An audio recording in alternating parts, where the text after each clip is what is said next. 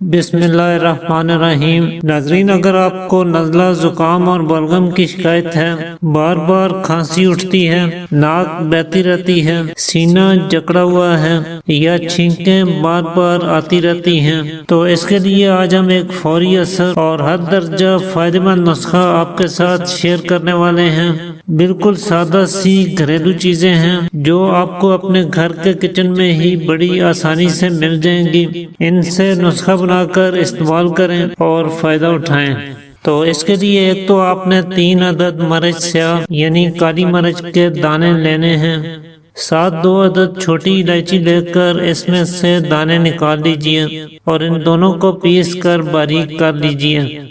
اس کے بعد آپ نے ایک تازہ ادرک کا ٹکڑا لینا ہے، اسے چھیلنے کے بعد چھوٹا چھوٹا کاٹ لیجئے گا۔ یہ آپ کو تمام بلغمی امراض میں فائدہ دیتا ہے۔ گلے کو، چھاتی کو، پھیپھڑوں کو اور سانس کی نالیوں کو صاف کرنے کے لیے اس سے بہتر کوئی چیز نہیں ہے۔ بلغمی کھانسی سے لے کر بلغمی دمہ تک کا یہ شافی علاج ہے، حتیٰ کہ بلغم کی زیادتی کے باعث جو جوڑوں میں درد ہوتے ہیں ان سے بھی یہ نجات دلاتا ہے۔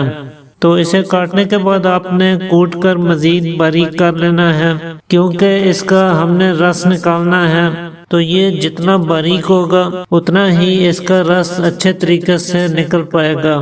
چنانچہ کسی باریک کپڑے میں سے نچوڑ کر اس کا رس بھی نکال لیجئے، جو 1 چمچ ہونا چاہیے۔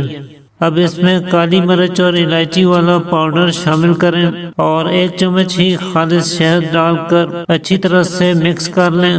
تو اس طرح سے آپ کا یہ بہترین سا نسخہ تیار ہو جائے گا۔ اس میں سے 1 چمچ تھوڑے سے نیم گرم پانی میں یا گرین ٹی میں ملا کر صبح و شام 2 ٹائم استعمال کریں۔